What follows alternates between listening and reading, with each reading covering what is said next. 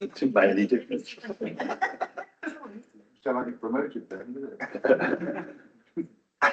Matthew Brown, being director of Law Thank you. Council. I don't know, further away, really. Tracy Blackmore, planning manager, North Devon Council. Emily Triggs, clerk to the meeting. Norman legal officer. Yeah, not one. Good work. Carol, no, Carol Norman, legal officer. Okay, thank you. So we move to the agenda item 1, apologies for absence. Do we have any apologies, please? Yes, Chair. Received apologies from councillors Williams and Peter Lever. And I've also received an apology from Caroline Lever. Item 2. To approve as a correct record the minutes of the meeting held on the 5th of June, which is 9 to 10 of your report. Can I have a mover, please? So Knight and seconder. Mr. Maddox. All in favour?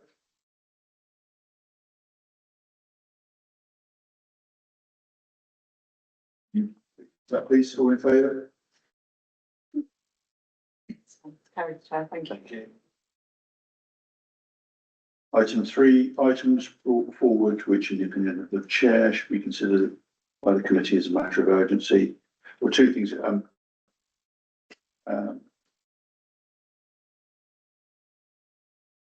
which is already discussed in the training. So the next training we think should be on the MPPF when that comes out, and that's like to be split into a number of chunks because obviously it's a large topic. If there is anything else any other member wants covered, email me or Tracy Blackmore, please. The second thing is the site visit, the visits to the completed projects on the 15th of July. You should have had an email. Can you respond to these if you haven't responded? The meeting will start, I think the rendezvous is at 9:30 at Brinsworthy, and there's 3 sites that we're going to, with the aim to be back by 1 o'clock. So it's morning only of the 15th, so that for as many people can come as possible. I don't know the date that the email was sent out, but a couple of weeks ago. Yes, it was, Chair. So if you can just respond to that, please, so that we know how many people are coming, so we know how big a bus to book. Thank you. Item 4, declarations of interest. I received none, Chair. Item 5, to agree between part A and part B. There is no part B, so we move to part A. Item 6, application 81759, former mountain warehouse, siting of non-illuminated temporary vinyls to windows and doors. As Marshall, over to our officer for the presentation. Thank you. Thank you, Chair.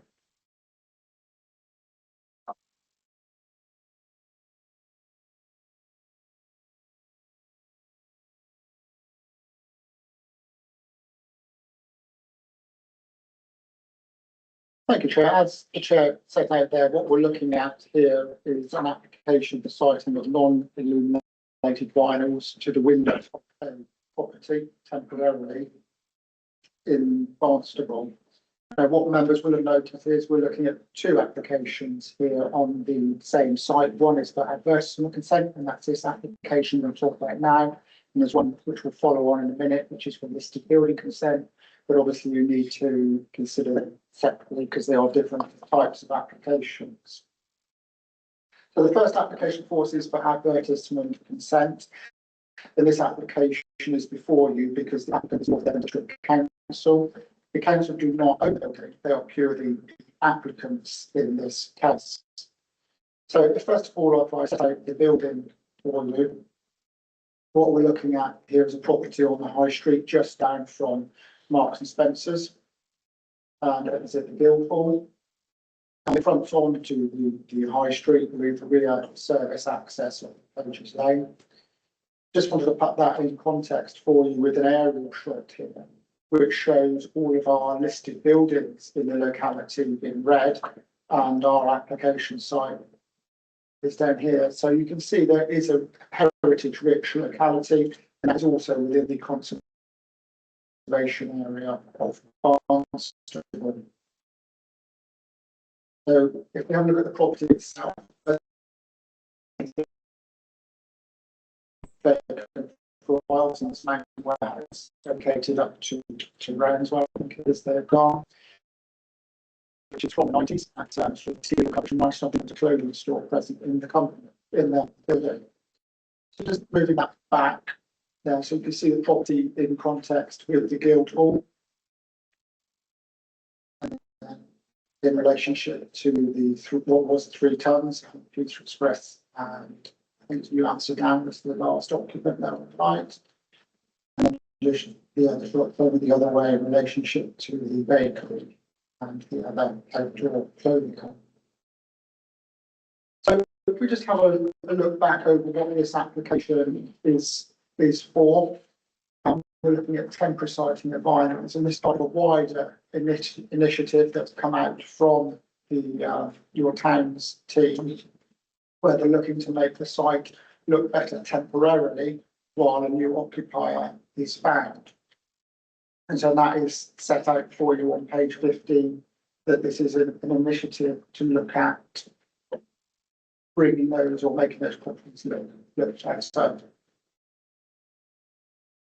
So in terms of this application, that's what we're looking at in terms here of these vinyls, which will propose to be temporarily positioned onto the windows, which can be peeled off afterwards.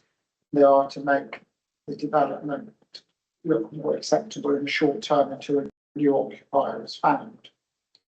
In terms of such applications for advertisement consent, it's not strictly like a planning application like members are usually used to dealing with.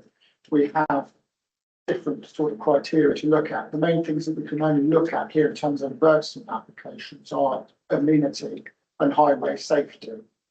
However, that amenity context can be far-reaching, and it allows us to sort of interpret that in the context of heritage and design. And so that's what's set out in the report there for you, is the considerations. So we've obviously got a grade 2 listed property here, which is obviously important in terms of being listed. It's within a conservation area, and that gives us a duty under section 72 of the Planning and Listed Building Conservation Areas Act to consider it. And we also have the NPPF to consider, which says that we should consider those advertisements which are potentially have an impact on an area.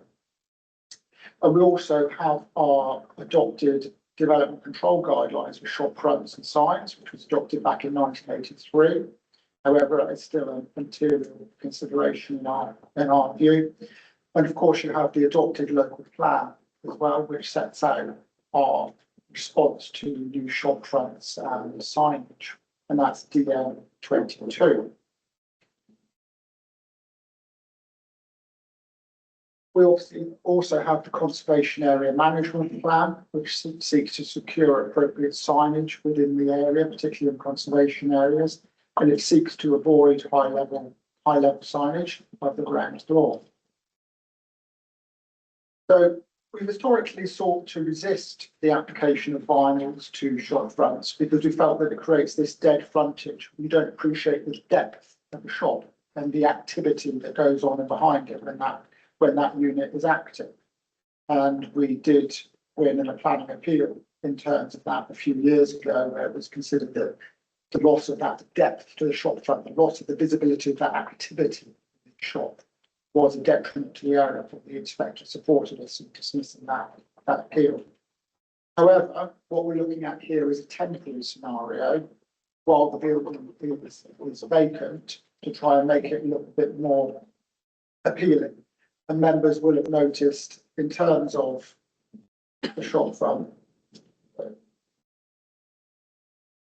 there is the potential there for it to look somewhat run down and a lot of depth because the lights aren't on in the property. And you have that sense of loss of amenity. So therefore, whilst this proposal would be a deviation from our standard approach in terms of resistant violence, we think it could be justified on a temporary basis while property is vacant.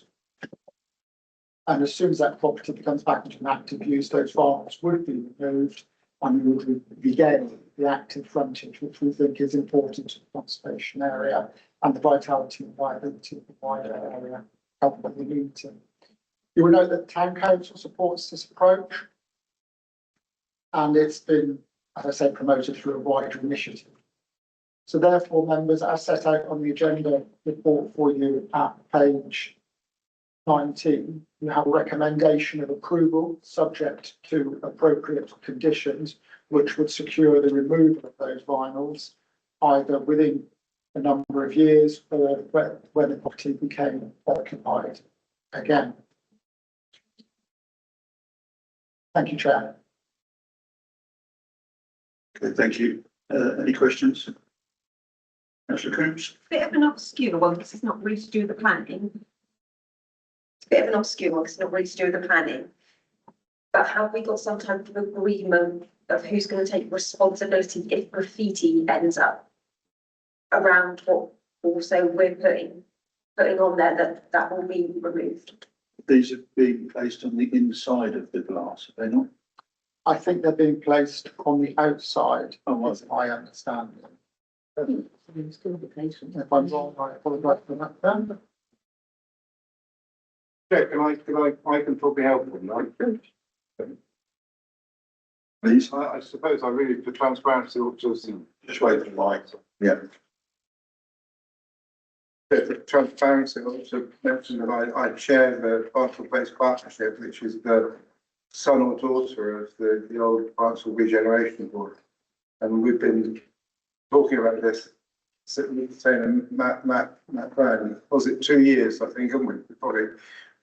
So we're really grateful for this. And so I know that the owners of the property have asked similar questions when the councillors asked. So it will be the Barnstable team that will make sure they're kept clean, and they've given that undertaking to the owners of the property. I know that for a fact, Chair.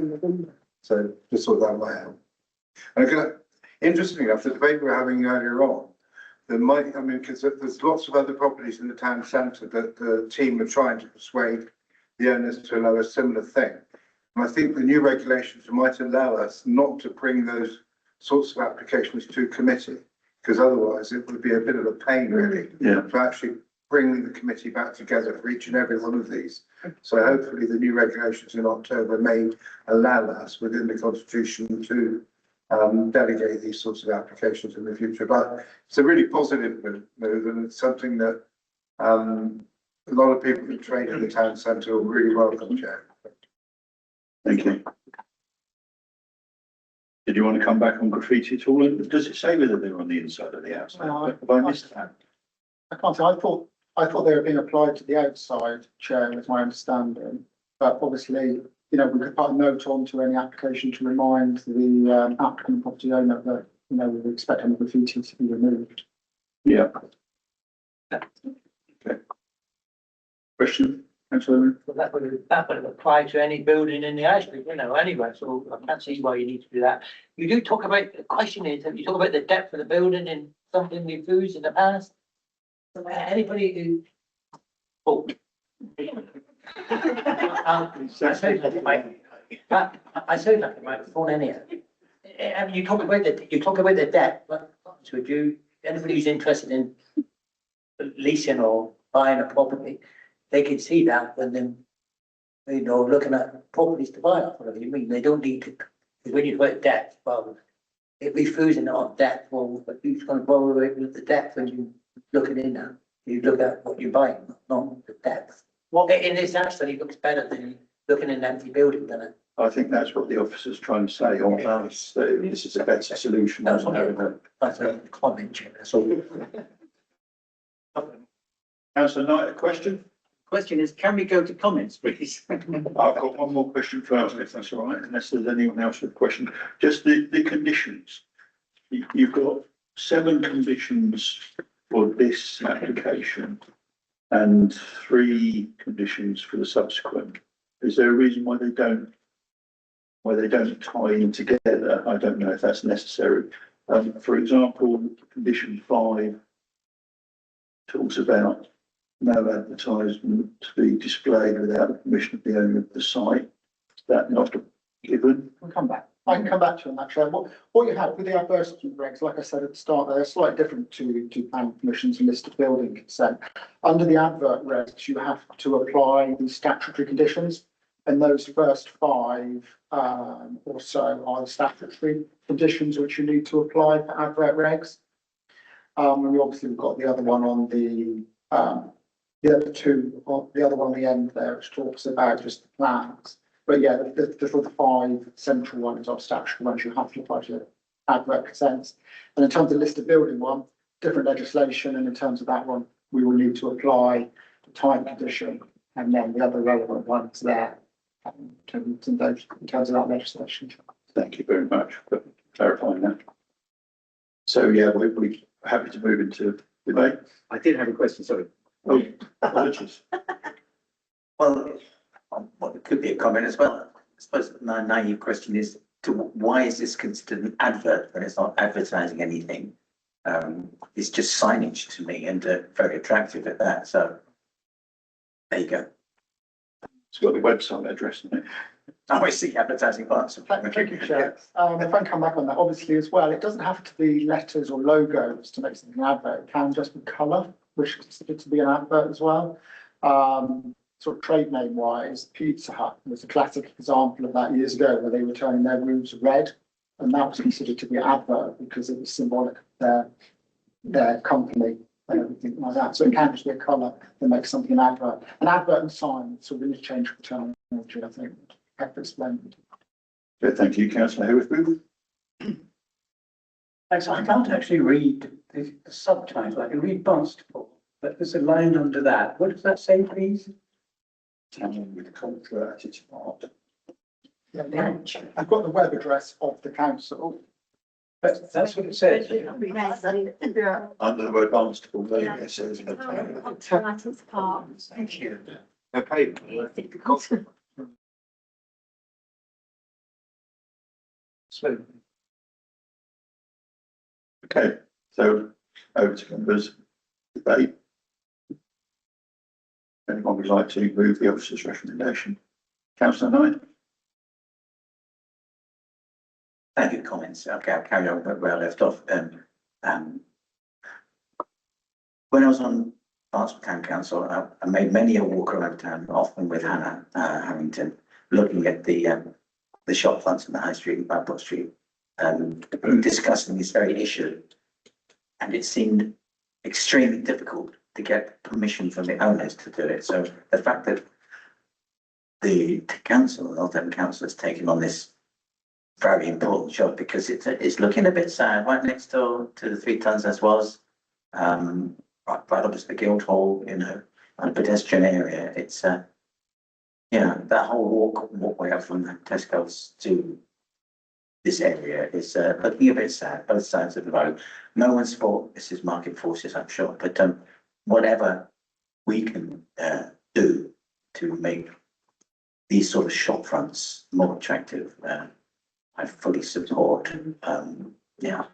So I'm prepared to propose The officer's recommendation. the officer's recommendation. Thank you. And Councillor Hayward, who seconded? Anyone else have any comments? Councillor Whitehead. Well, it might seem a silly question, but who actually pays for it? Who pays for these signs stealing the windows?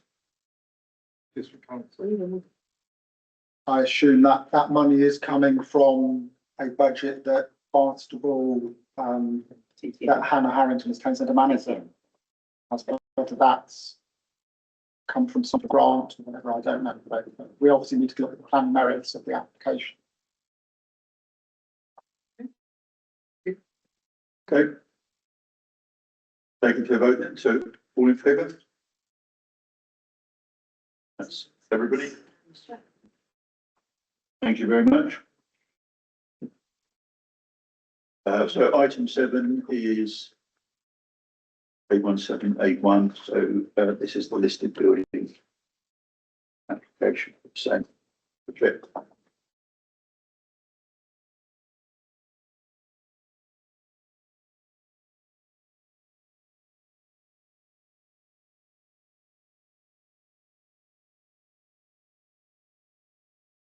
Thank you, Chair. Actually, this is a sort of companion application to the previous one. This is where we're looking at listed building consent for citing the violence temporarily. And obviously, I won't go through and remind you too much for the site that we're looking at. So it's confirmed it's a listed building, grade 2. At the site.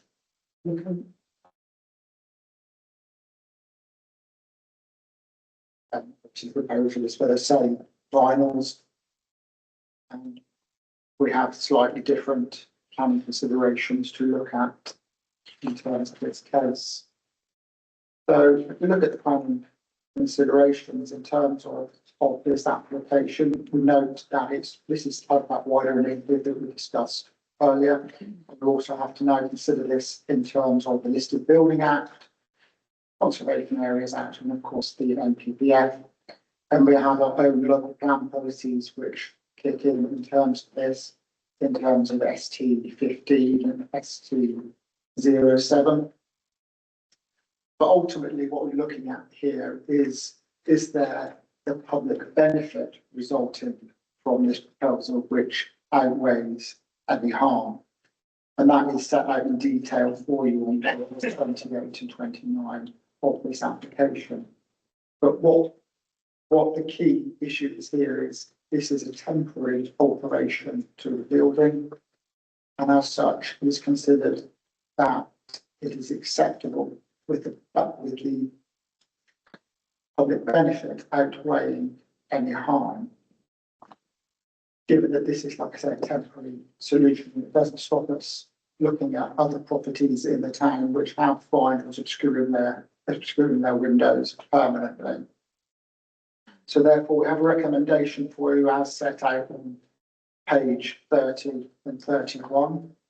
However, I think it would be prudent to recommend that the recommendation revised in terms of planning condition 1, and we set that to that any work should be commenced within 12 months of the grant of this permission. As ultimately we're looking here at granting temporary permission for removing vinyls with a maximum of 2 years. So I would recommend, Chair, that we revise the recommendation to 12 months as opposed to 3 years to make sure that they can be removed after 2. Thank you, Chair. Thank you. Members, any questions? Councillor Bullen? Take it, is it working? Okay. Just a question, you say after 2 years, what happens after 2 years if the site doesn't get sold and it's still just sitting there doing nothing? Obviously, we would hope that it becomes occupied, but obviously then the applicant would need to come back to us seeking a further grant of listed building consent and advertisement consent. No more questions, so we'll change.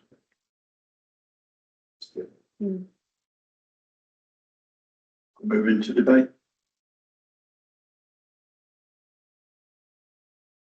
Takers for moving the officer's recommendation. Councillor Hayworth-Booth. And that is with an amendment to condition 1 to change to a period of 12 months. Councillor Knight, are you seconding that? Well, I'm just going to second the pleasure, but to me, it's the crucial point is that the Heritage and Conservation Officer has no complaints about it. So thank you for being so thorough. Yeah. Good. No other comments? Move to the vote. So all in favour? Anybody against? Super. Thank you very much.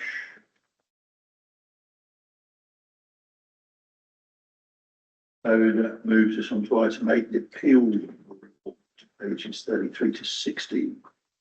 Thank you. Matt's going to look at the slides up. Thank you. So there's a couple of appeals. I'm going to just go through. Some of you will recognise them. So the first one is Sunamore Farm in Sudbridge, which Councillor Hayworth-Booth and Councillor Lane are very well aware of. So this was a part retrospective change of use of land to extend domestic curbage for an erection of a garage.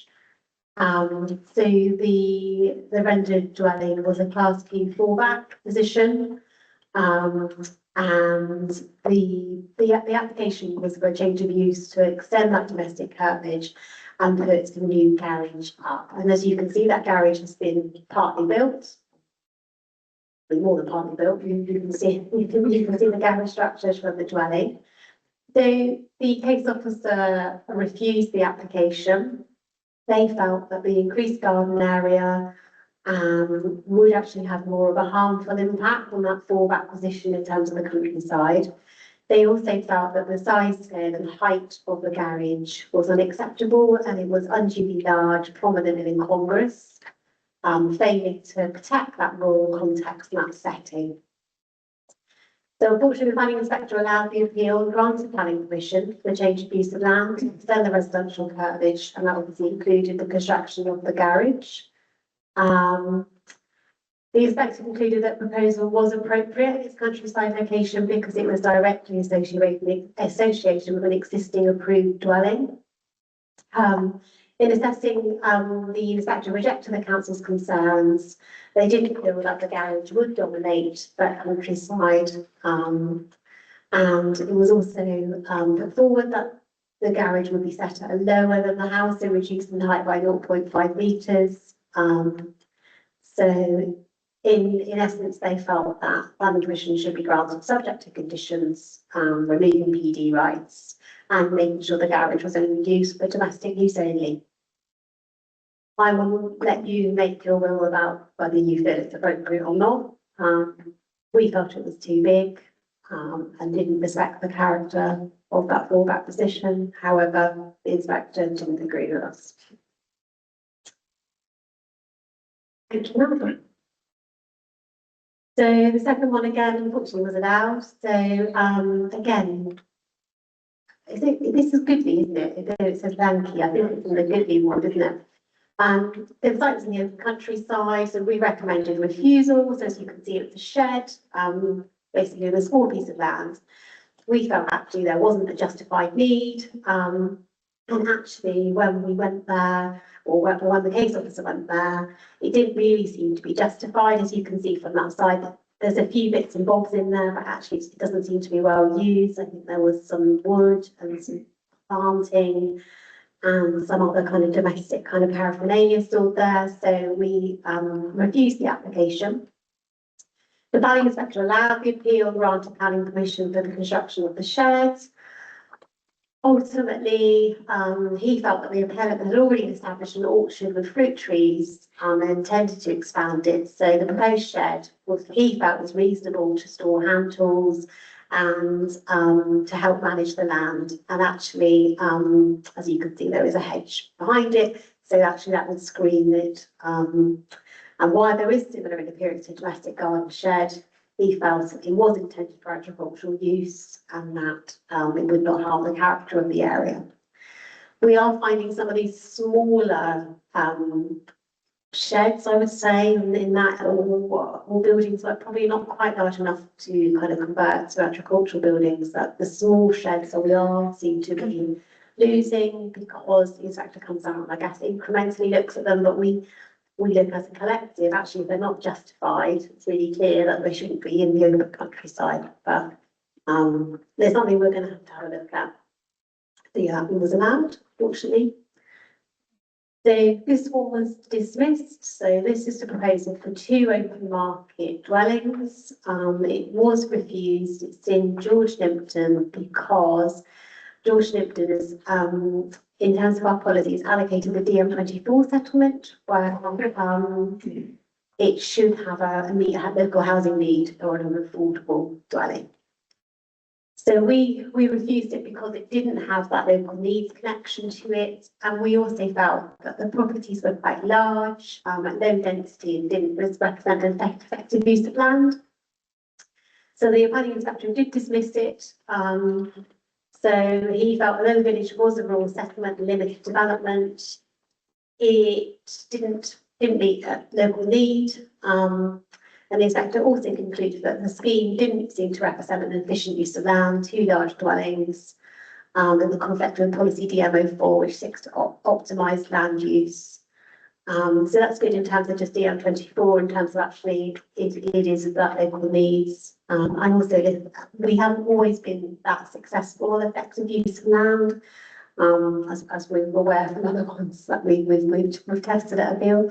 So actually that was really good that the inspector actually did feel that they could accommodate additional homes on this site. So that was a positive one. I've now got a couple of enforcement notices upheld. So this was at 10 Hughes Avenue in Barnstable. Some of you may know the estate. The inspector dismissed the appeal. So what basically happened, it was, Matt may know this a little bit more than me, there was trees here. It has a very sort of open feel when you go into the estate. There isn't those kind of closed boundaries. So you can see the trees and the hedgerow were taken away, and there was this 2-metre fence put up, essentially. So the inspector corrected a drafting error in the notice, and he did extend the compliance period for tree replacement from 3 months to 12 months, but the notice itself remained in force. The planning permission was refused for the boundary of the fence.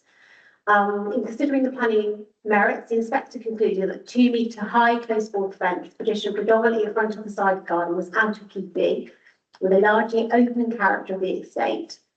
The inspector also rejected the appellant's proposal to remain the fence, but the appellant was seeking to reduce it to 1 metre. But he felt that actually even at 1 metre that would still cause harm, and that actually it needs to be removed and the trees need to be replaced. So that was quite a nice win for us. And so another, which Councillor Village, you might be aware of this one, in North Walton, land at Barkham Down. It's quite an old site, it's quite an old enforcement investigation that's been going on for quite a long time. So it's on the edge of North Walton, I would say. There's a couple of caravans and there is not authorised residential use there. So the planning inspector partially allowed the enforcement appeal by correcting the varying enforcement notice, but he did ultimately uphold it. The inspector found that the council failed to demonstrate that the low-level honey processing storage activities would demonstrate there was a commercial use of the land. So they felt that actually the beekeeping equipment and scale of the honey production was what he called de minimis, meaning it didn't constitute a material commercial use. Similarly, Caravan B was used for storing of tools and equipment associated with agricultural activity. However, the inspector did found that the unauthorised residential use of the land and the 2 timber buildings that had occurred should cease. The appellant did dispute the buildings were being used for residential purposes. The appellant also felt that there was she had personal circumstances and also there was a severe shortage of rural housing in North Devon. So she wanted to extend the compliance periods from 9 to 12 months, which the inspector did accept. So she has 12 months to cease the residential use of the land and find somewhere else to live. So, yeah, that one has been going on for quite a while. So it's really nice to get into that one. Can I just ask a question about the caravans? Yes. Just wait for the mic. You want the mic, yeah? Yeah, thanks. Yeah, could you just refresh me on planning and caravans in fields? The caravan, yes, the caravans don't need planning permission if providing that they're used. So if you had a caravan in a field and it was being used for agricultural purposes, storage of tools, hay, animal feed, then that doesn't actually constitute development.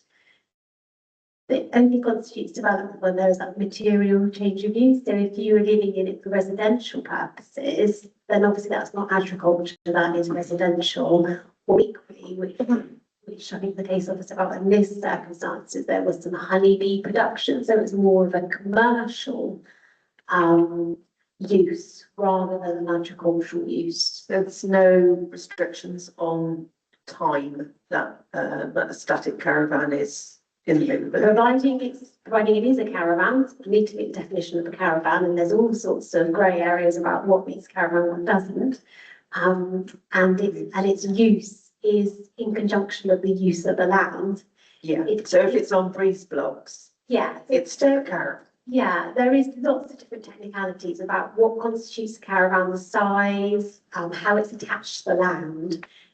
We could probably do a whole session on caravans. And caravans are a bit of a nightmare in all honesty.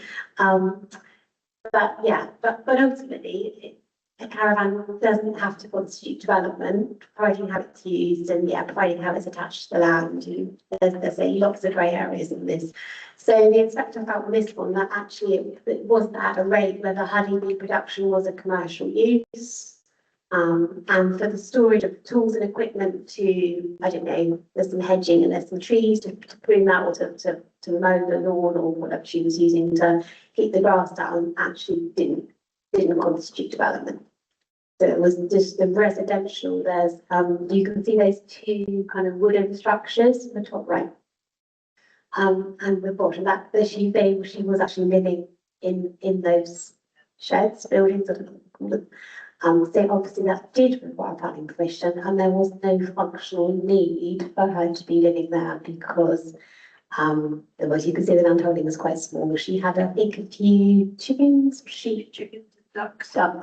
She wouldn't have pigs, they would be, Yeah, but that wasn't enough for her to be living there.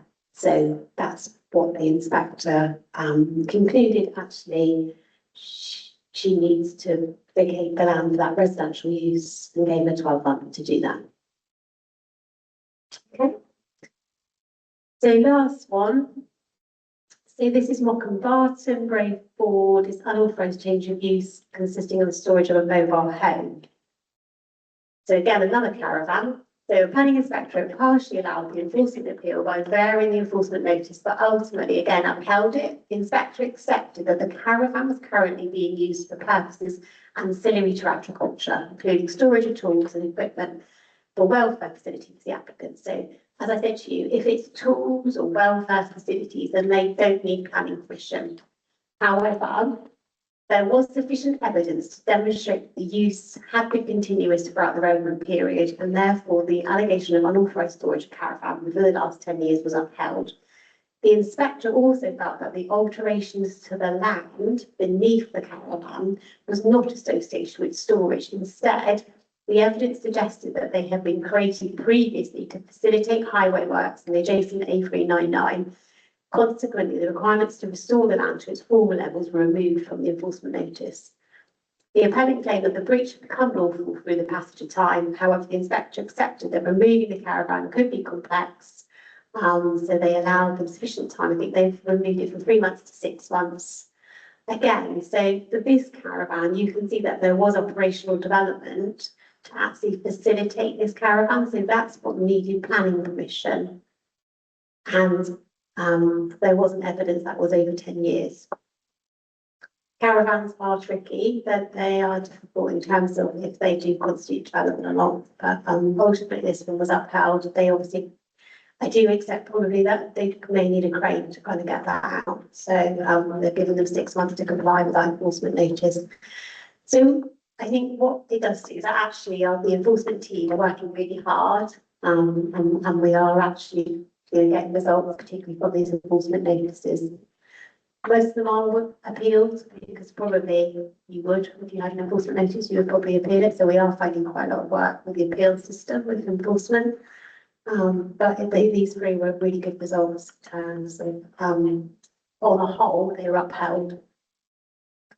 It for appeals this month. Okay, Councillor Hayward Booth.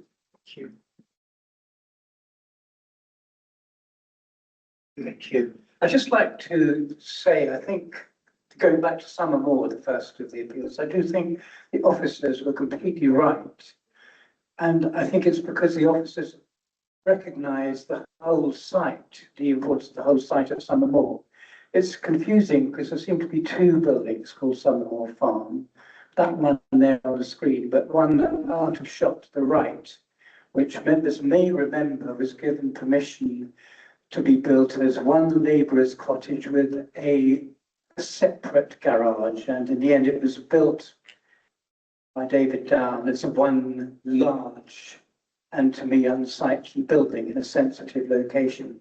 So I think this relates to the current application with that oversized garage, and I can see exactly where the officers are coming from, and they were right. And I'm afraid the inspector was wrong, in my view. Thank you. I make myself You've made yourself very clear. Any other comments, councillor Brilliant?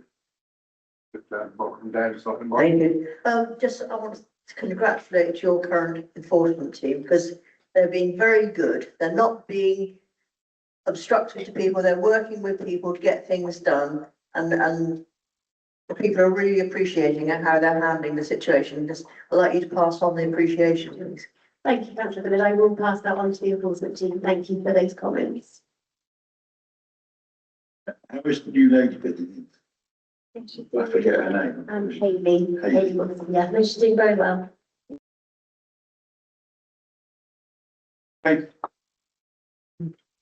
Thank you very much. The next item is to consider if any planning site inspections are required for what, just the one on the 15th. We'll go and visit 3 sites. Please respond. As I said earlier, part B, there is no part B. One more question coming in from councillor Knight. Oh, yes, I thought you were, I have a suggestion for a site visit. You rather I did that privately, by email, yeah? In terms of I'd like annual site visits To make a or site visit to a site in Chivno. for a project that, for an application that's live. What under Well, consideration? it's the whole area, to be honest, yeah. The whole area of the business park. I think if you email. Did you Jason mean, Daniel, but- you don't mean in terms of current planning application, you mean in terms of just, Well, there was a planning application for a little supermarket market there, yes. there's not a planning application anymore. In the fruit. Yes. Oh. Um, So we fixed the committee site visits as in to go back and have a look at it. Obviously, we did do Chevenel last year. But on this site, we did the housing. No, yeah, I mean, residential. obviously, Chair, it's up to you whether you want to arrange something else to go and have a look at Chevenel. I'll leave that to you. And What's the basis of going there though? What's the reason if we're not considering another application? It's, from my point of view, it's all member, it's a burgeoning development. I mean, it is with the care home and the supermarket, and other applications. It's just going on and on and on. And it's almost inaccessible at the moment. I won't go back onto the highways on that because it's an ongoing saga, but it's, I think, well, it would be of interest to the planning committee to see what's happening there. I would have thought, but I'm biased.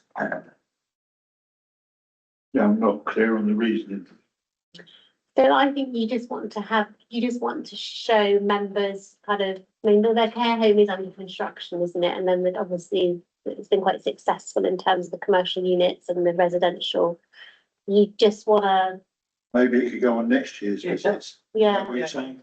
Sure, I mean, this Yeah, well, that's was fine. started work, so it might be Yeah. on for next year, because the ones for this year Yeah. obviously have been set. But done by Yeah. then, won't it? We could drop with the autumn. No, I'm going to hand. I did quite like the Chevenel last year. Might not be here. I put my slot in the second. Okay, members, thank you very much. So that's the meeting closed. Thank you.